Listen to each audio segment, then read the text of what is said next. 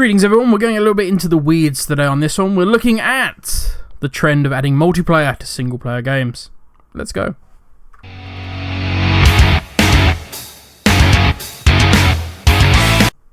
Greetings ladies and gentlemen, I want to take a little bit more of a deep dive into the multiplayer that we were recently told about with regards to Cyberpunk 2077. And I want to kind of flip it over to potentially such things coming to The Witcher 3. Now, there is no news on this. This is not something that I have read or I have an inside source that has told me such things.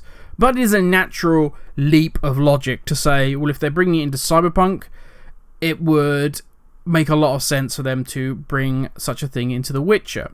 Yes, it's entirely possible. But, as Dr. Me and Malcolm told us, just because you can do it doesn't mean you should. Now, I have said on all my videos previously, I have complete faith in CD Projekt Red to create a masterpiece in Cyberpunk. But with the continued love of creating multiplayer content, because let's be entirely honest, once you've created the world, the multiplayer content side of it is very easy, I say that with air quotations, compared to a story-driven narrative, because you're going to need people to create the various quests, the stories, the consequences to those actions, and you need them to be believable, an immersive story for your character to go through. Now, people only buy that once, generally. I mean, I have games on multiple platforms, but generally you only you have one run. You release that game and that's the big hit, and then slowly, yeah, you can sell more over time. But let's think about this. Would Grand Theft Auto have sold half as many copies as it has had it not been for the online play? You know, it's still selling. I think I saw it was at the top of the PlayStation charts. Yeah, GTA is still selling copies, but we will only know the ramifications of that when the next GTA comes out. How much does that affect the story mode? Story modes, without a shadow of doubt, are suffering. But we do get gems. Obviously, Game of the Year was Gods of War, and it was a single-player game. That's fantastic.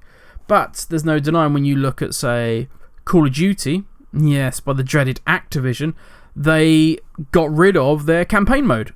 Removed it from the game, and they replaced it with Battle Royale, because Battle Royale generates more money.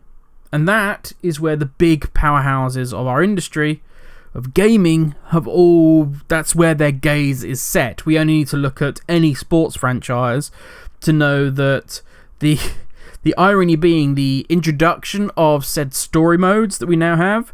So it used to be, back when I used to play FIFA and such things, you had your season. So you'd play as your team and you'd go through a season, and you may win the cup or lose the cup or get relegated, promoted, whatever it is, wherever league your team was in. And that was your story. That was the experience. Now, there is a story mode where you can be, the player, the character. You can be that. And that's what they've introduced. But since that's been introduced, the games haven't developed. The introduction of story has devalued these games so much. Because it's more about promoting the loot boxes. It's more about, surprise boxes. I do apologise. And this is a huge issue. This focus on what is termed games for service. Now, this is not words fail me. It's not a criticism of CD Projekt Red. I'm not attacking them for deciding to make Cyberpunk 2077 multiplayer. As a fan, as a player, I am hugely excited for this. And the video I put up as soon as I heard the news was genuine. And I will be entirely honest about that. But as a gamer in general, it worries me, this trend towards multiplayer and game for service away from these truly immersive story experiences. Because eventually it's going to take time away. So let's say they had Cyberpunk, the game we're going to play. Let's say they had actually multiplayer being implemented now. Would we have the experience we're going to get, or I hope we're going to get in Cyberpunk? Were they generally focusing also on the multiplayer side and the longevity they could get from that? Because I guarantee you, seeing the success of GTA, the next GTA will not have the same level of story. If they do, and I've said this in previous videos, so I'm not suddenly being doom and gloom and whatever else. I believe that the single player story, or what constituted the campaign, will be some sort of always online perpetual thing. I don't think it will be the same kind of immersive story that we have seen from, say, Vice City, San Andreas, etc. San Andreas, the very beginning bit of that, I think, apologies, it's been a while since I played it, but when you're in the very first city, before you go off to, I think it's what's meant to be San Francisco, is one of the most immersive experiences I've had in a game. This character, the story is fantastic, and I literally felt like a guy that had no money, no prospects, nothing, in this huge city, this huge world, and I was so out of my depth. That's fantastic storytelling, and I believe that will disappear because more time, more effort will be put into the game of service online mode because it generates so much cash. And that's what these people want to see. So, I go back to my original question. Should multiplayer be brought to a game like The Witcher 3? As a gamer, yeah, I'm saying, I'd love to. I can imagine running around the world with my friends and doing all this sort of thing. That'd be fantastic. But when I trying to think harder on it, I'm thinking, yeah, but not at the cost of the original campaign. I remember playing, I can't remember which one it was, apologies, but the Assassin's Creed, where they started to add multiplayer gaming and you could do all sorts of different things, and it did devalue from the single player. Very much so, it devalued from the single player, and that was a big problem. And I think it was, they were trying to create content to make the story more interesting.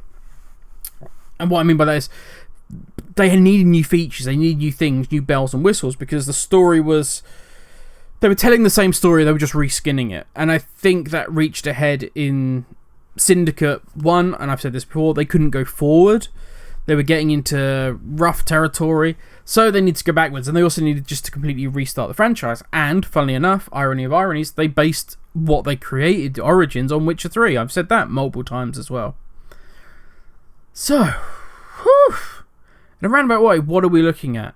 Well, a lot of this comes down to developers. All the ones I've spoken of that have been horror stories, that have been just an experience that we don't want to have. For instance, would Anthem been far better had it been a really good single player game, rather than multiplayer, we want to sell you skins and things like that? I imagine it would have been a far better game. But multiplayer was forced into it, and that's what this comes down to. If a company wants to create anything, to be honest, but this multiplayer side of the game, because it's going to give the game longevity, which, by a product of that, gives them money in their pocket, then it is bound to fail. And to be fair, it doesn't matter if it's multiplayer or single player. If you go into anything like this, when the driving force is money, and not a desire to create great content, then you're bound to fail. Which is why I believe if I would love to say if CD Projekt Red can create The Witcher 3 to the quality, or The Witcher 4 to the quality we would love as fans and that we got with Witcher 3, then by all means go for multiplayer, as long as nothing detracts from what we get. And I have no problem if you want to create a single base game and then, okay, yeah, but we're going to roll it out a little bit later on and give you multiplayer, but we want to make sure we nail the single player. I have no problem with that whatsoever. And a lot of people will be listening to this going, my God, Grim. And if you, by the way, you've made it to this point, I thank you deeply. But they'll be like, Grim, Jesus, dude, chill out. Multiplayer is more functions, more things that we can do in a game, in a world that we love. There's nothing wrong with multiplayer being added to anything. And I would agree with you. I would agree with you were it not for the horrendous act of Fallout 76. Where the idea of, single player, people don't want to do it, there's no money in it, we're going to create Fallout 4 Online, which is basically just a mod that they bolted on. In all fairness, if they had have just said to the modding community, make an online version, it would have been far better than what Fallout 76 turned out to be. But it brings doubt, it brings the fear that when even your single-player powerhouse developers like Bethesda can produce an online game which is a pure cash grab. And I understand there may be some out there who are like, hey dude, I love that. Me and my friends have a real blast playing Fallout 76. God bless you. Bravo. It made me feel sick when I played it. And I saw nothing new or interesting about it. Certainly, I went back and played New Vegas afterwards and was blown away by how far back Fallout 4 and Fallout 76 had come. But when you look at things like that, it gives you pause. Because, for the love of God, I do not want to see these rare gems like Cyberpunk 2077, I hope will be, and very much like The Witcher 3 was. You don't want to see these rare gems destroyed by a short-term grab for profit, which I don't think CD Projekt Red will do. But when you see the likes of Bethesda fall that way, as I say, it gives you pause for thought. Have a good one, everybody, and I'll talk to you all later.